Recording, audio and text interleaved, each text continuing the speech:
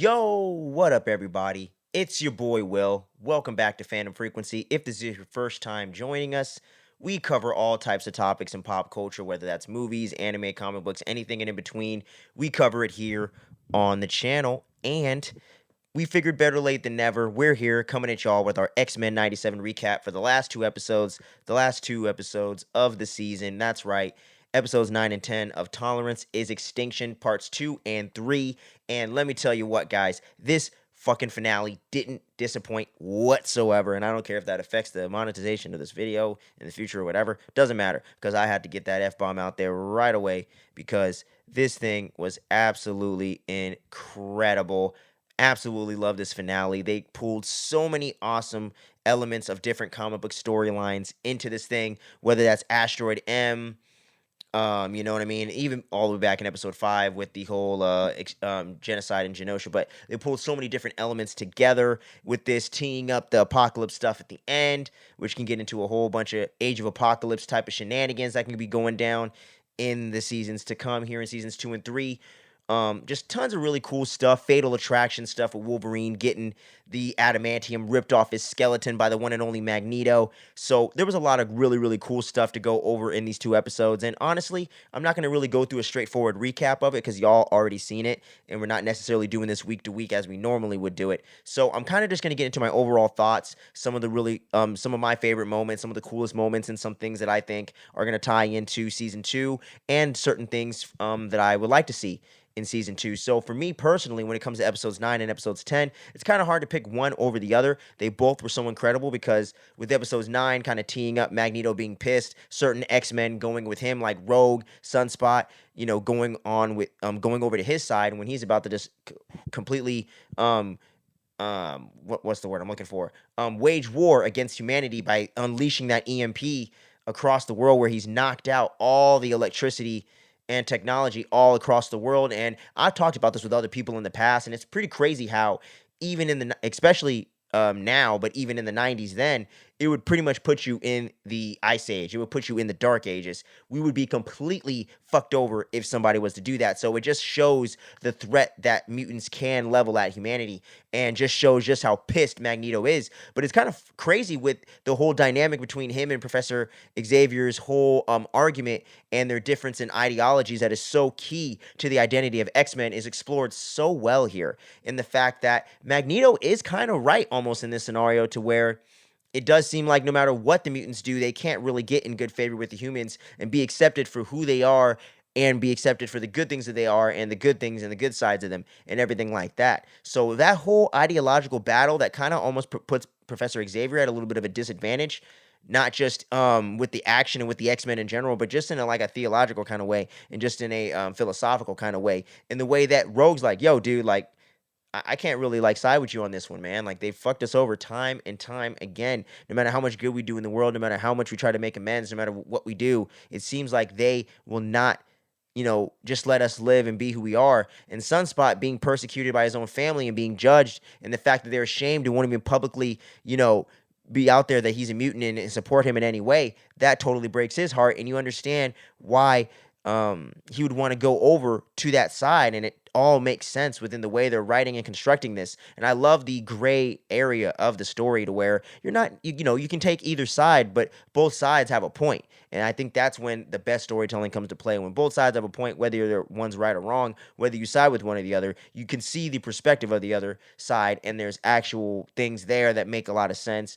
And it just kind of mirrors that real world in the way that's so key to the X-Men's writing with Chris Claremont, Jim Lee, and all those guys back in the 80s and 90s, and the way that Stan Lee and Jack Kirby teed that up in the 60s in a much more lighter way, and the way that just progressed through the 80s and the 90s with the Chris Claremont and Jim Lee runs into the early 2000s. Really awesome to see the way that they're always implementing that here and in the 21st century as well. All these different themes of identity and acceptance and persecution and judgment and revenge and what's right and wrong and which side do you take is all very key to X-Men. So I love the way that they explore that here in these two episodes excellently, especially in that scene that picks up in the beginning of the last episode, in episode 10, where Professor X has now taken over Magneto's mind and forced his way into there subconsciously and is now showing a flashback to how they met in the 70s and how they came out to each other as mutants and everything like that, and how their kind of friendship kind of started to form and whatnot. And that all also goes off a previous episode from the original 90s series. I can't remember the exact episode right now off the top of my head, but that all ties in very well into the series. I love the way they're bringing that back around. And now he's inside of his psyche, trying to reason with him and everything like that. And we all thought that this was going to tee up Onslaught for the finale, but that was not the case at all. They strictly just dealt with Bastion this whole time, which I thought was the stronger choice, and definitely tees up a lot of interesting things with Apocalypse. And Onslaught could definitely pop up down the line, because I have done a little bit of research into the comic book origins of that character and how that all came to be. And it's pretty comic booky and weird as shit. But they can pull that together in the way that they did it, because Professor X has essentially did exactly what he did in the comics to tee that character up and to set that up for a potential threat down the line. That's going to unite the Avengers, Fantastic Four, X-Men, and everybody. And I think that's also maybe a part of a reason why they're teeing up some of those cameos, so that way, if things pan out, if they can kind of make things work, they can kind of tie that all in together and do that in like a season 3 or season 4 or something like that. So it's all very exciting. Really can't wait to see what they do down the line with all that. But really thought just the Professor X Magneto stuff was just mwah, chef's kiss, amazing stuff. Loved everything going on with Rogue this entire season, but the way they were able to leave things off with her in this 3-part finale, but in episodes 9 and 10 especially, she was just kicking a lot of ass, taking a lot of names. It was really cool just to see her beating the shit out of Bastion. When she kind of sees reason and kind of comes back to the good side of things or whatever. And yeah, so it was really cool getting to see Rogue have her spotlight and really see them showcase how she is truly one of the most powerful mutants out there, and definitely one of the most powerful members of the X-Men, hands down, if not the most powerful in a sense. But at least physically.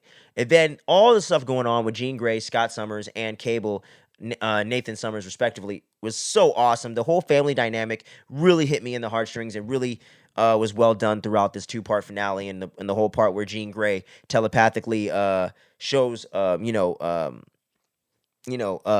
beams herself in a sense telepathically to Nathan to say their goodbyes and everything when they not sure if they're going to make it out of this thing alive when they're trying to take out Asteroid M, and that whole Magneto protocols go down, and everything just seems like dire situation. And that's the thing I love with this season the most. The stakes are always there, and you feel the stakes on a global scale, but you also feel it more importantly on an emotional scale, and that truly is the beauty and the strength of the way they were able to reintroduce Cable in this season.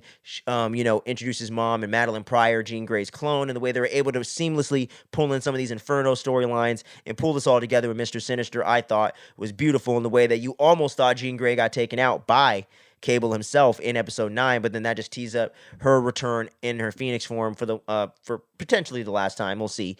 Coming back to life and taking out Mr. Sinister once and for all, ripping out all the mutant DNA he's been stealing over the years to keep him young and powerful and all that stuff. So getting to see that all go down and the way they were able to kind of subvert your expectations a little bit with that, I thought was super awesome.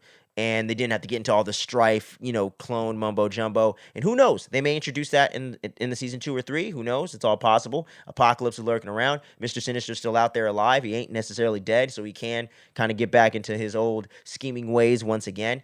But, all awesome stuff. And getting to see the return of Storm up in this thing was super awesome. Getting to see her, team up with Jean Grey and get her moment with her, and get to see her use her powers and back into the classic 80s costume, 70s costume, whatever. Super awesome stuff.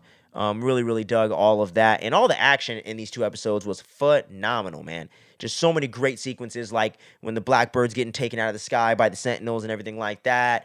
Or, when Bastion's actually activating the Sentinels and everything like that, getting ready to send him out and do his thing. And when the Prime Sentinels come to life and everything like that. It's truly terrifying and creepy stuff. Really cool the way they were able to seamlessly do all this crazy, like 3D, kind of 2D mix of anime, kind of with the 90s style that they had in the original series. The way they were able to kind of blend all these things together, I thought was really, really well done. So, yeah, action all through this thing was phenomenal, but definitely in these last 2 episodes, they really came to play. Like, Beast straight up bitch slapped a Sentinel with another Sentinel's hand. Like, come on, man. This is all-time goated stuff. For sure. And the whole Jean Grey, Cyclops, Cable team up moment when she makes a force field around the car as they crash and land, all that stuff was super awesome in episode 8 and pulling into episodes 9 and 10, where they get to have a lot of cool moments where Cyclops goes full tilt on Bastion and just unleashes the full power of his optic blast. Was awesome. And getting to see Jean Grey come into play with her with her Phoenix form in episode 10 was super awesome. Getting to see that come back into play. And kind of, I was funny because I kind of forgot about all that in a sense, and I kind of should have saw that coming in a way. But that was all super awesome.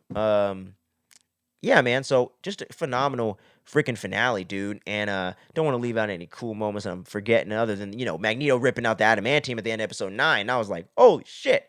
Shit is getting real, son. But yeah, man, there was just so many cool moments and just and Bastion as a villain, I also want to say I had never really heard of him or really the storylines that he's a part of. Now I'm a little more versed in it because I've looked it up and I'm doing the collecting.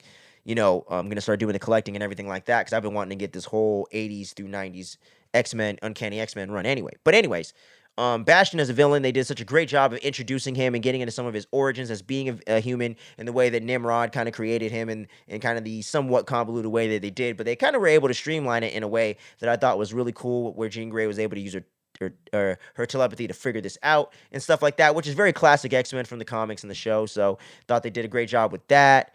That was really awesome, man. And just Bastion's whole presence and the way that I got to look up the voice actor, but he did such a great job. And the way that they were able to the characterization of this villain was so well done, man. So well done. The way that he was creepy, menacing, and also had a point to what he was doing, but just went a step too far. And the whole thing with Victoria, God damn it, I always forget that goddamn woman's name. But I feel like that lady's Mystique, by the way. The redhead lady with the glasses is working with the government. I feel like that's Mystique in disguise, for sure. But yeah, we'll get into some of that with the season 2 theories section of the video. But yeah, man. So it was all really cool stuff, and getting to see Mr. Sinister get into action with Jean Grey and stuff like that in the both episodes was really cool. Just getting to see his power set come to life, the way he's moving in the shadows and everything like that, I thought was really great. A lot of great emotional moments with Nightcrawler kind of being that emotional advisor for the team, kind of helping people get through their thing. Same thing with Morph once Wolverine's down for the count.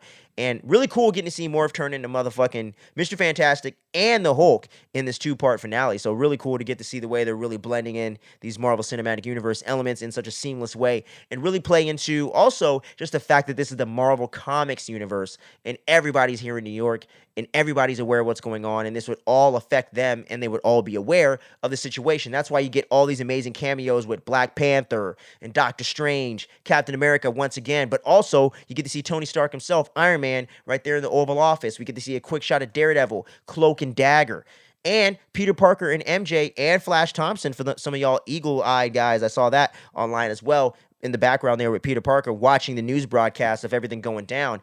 Really awesome stuff, the way they're able to just bring in the Marvel Universe in a way that makes sense, but doesn't take away from the X-Men and lets the story stay focused on the X-Men. But it's cool getting to see these elements play in because they would, and these characters would be aware of what's going on. That was some of the criticisms in phases 1 and 2, especially in the MCU, that characters wouldn't show up, and it's like, why wouldn't they be aware or have some kind of cameo or some kind of acknowledgement to say that they're aware of the situation, even if they can't help, or at least write in that they're doing this certain thing in their movie that we're going to be watching, in the next thing. So I always thought that the way that it was a little clunky back in the day, that's for sure, and has been a little clunky lately in that regard as well. But I feel like X-Men 97 was able to seamlessly work that all into this series in its own right, and now being a part of the MCU, that only helps strengthen that and build a little bit of that connectivity back to the way we all know and love from the first 3 phases of Marvel and all that. And when phase 4 or 5 is working at least a little bit better, we can get stuff like this. So really awesome stuff, man. Really, really dope stuff. Absolutely love this finale. There's a lot of people that have already reviewed this thing and have their thoughts out there and everything like that. But I also want to get into some of my season 2 theories going off of this big cliffhanger at the end there, because Asteroid M essentially goes through some kind of weird portal in the X-Men, the majority of them, minus Wolverine and a couple others, because we're not really sure what happened to Wolverine quite yet. But all the X-Men essentially get split up into almost teams or kind of groups, if you will, where Jean Grey and Scott Summers, they get sent into the distant future, where they meet a alternate version of their son Nathan that's young, and they meet Mother Ascani, who is also their daughter from an alternate timeline that was sent into the future in the wrong timeline. Some crazy comic book timey-wimey shit like that. But she was also introduced there in like 3098 AD or something like that. And then Rogue, Magneto, Professor X, Beast, and I think maybe Morph, but I'm not sure. I gotta go back and check that out. But they all get sent into ancient Egypt, where you got En Sabanor version of Apocalypse way before he becomes the OP supervillain that we all know as Apocalypse. And we also get a little bit of a tease to Rama Tut as well with the big old, pyramid futuristic looking thing going on. And the whole way that Kang the Conqueror goes back in time and ties into Apocalypse origins in the comics, even though that was retrospectively added later in the 80s and 90s, wasn't in the 60s and 70s, of course. Really cool to see the way that they're blending some of these things together. And I think this is all going to come into play. And I don't think Rama Tut's going to be a huge part of season 2, or that Kang the Conqueror is going to become a huge element of X-Men 97 in any way, or the MCU as a whole. But I do feel like they're going to wrap some of that in there into the origin, A, to be comic book accurate, but B, also to kind of address some of that MCU connectivity in the way that this is all part of the multiverse saga, if you will. So that should tie in some way, and I think that's going to be a subtle way of doing it. And I think Deadpool and Wolverine can even pull from some of these X-Men 97 elements into live action. Potentially, who knows? Maybe I'm speculating way too damn far, going into tinfoil hat town. But I think all these things could be coming into play here as we get into season 2. And like I said, with the lady that's working with the government, I'm pretty convinced that's Mystique, and she's going to play a bigger role in season 2 going forward. I would love to see a little more Juggernaut up in there. That would be pretty fun to see. We did get some tease of the Silver Samurai and Omega Red, so I do feel like we're going to get a return to those two characters as well. Pharaoh Wolverine seems like it's on the horizon as well. So that's going to be cool to see. A lot of people want to see some more Avengers cameos, Fantastic Four, what have you. I'm not sure about those cameos. I don't know how that's going to necessarily tie in. So I would rather leave some of those things out. But like I said, and as I said in some of the previous videos, sign me up for an animated Avengers series. Bring back Spider-Man 98. You know what I mean? Do all that. I'm super open to all that stuff. But for now, I would like them to stay focused on the X-Men and make sure to, keep that going, moving forward. So that way we can keep some focus and keep that synergy going. But yeah, man, that's pretty much it for me on this X-Men 97 finale. I love this season. This season was absolutely phenomenal. This is my favorite TV series of the year, animated, live action, otherwise. But June is gonna be stacked, y'all. Next month we got The Bear season 3, The Boys season 4, and House of the Dragon season 2. All dropping next month. We're going to be covering those some week to week. Some we're going to do the full season of it as because The Bear is dropping all in one. So we're definitely going to do a full season review on that one. House of the Dragon, I'm planning on hopefully being able to do The Boys and House of the Dragon weekly, and you'll get both of those reviews every week. That's the plan right now. If anything changes, I'll make sure to let y'all know and keep you updated and all that stuff if you're looking for that content, because I know some of y'all really love these recaps and really respond well to them. And we've been having a lot of fun with these X-Men reviews as well. The live action review series will be returning before the end of this month, going into the summer, leading up to Deadpool and Wolverine. So keep your eyes peeled for that. And we got some other fun ideas that we're going to start bouncing around and getting onto the channel here. And my apologies for being a little bit absent as of late and everything like that. Just been dealing with some personal mental health stuff. I'm doing okay. Just, dealing with some stuff and also dealing with work, trying to find new work as well in the 9 to 5. Got a lot of things going on there in my world right now. So we're going to definitely keep the channel moving and grooving. We're going to definitely get back to doing our content. Furiosa's right around the corner as well. So look out for those X-Men live action reviews, Furiosa, and a Kingdom of the Planet of the Apes review. I'm going to definitely get that up on the channel sometime this week. So make sure you guys stay peeled for that. And like I said, all the big TV shows next month. It's going to be a fucking busy summer, that's for sure. So make sure you do all that. And yeah, man. So if you stuck around to the end of the video, love you. Appreciate each and every one of you for commenting, liking, or watching the video, being a subscriber, and supporting the channel in any way. Always means a lot to me and everyone here that helps me out with the channel. So thank you so much, guys. Make sure you stay tuned. Don't sleep. Stay safe out there this week. And we're going to catch you on the next video. Peace.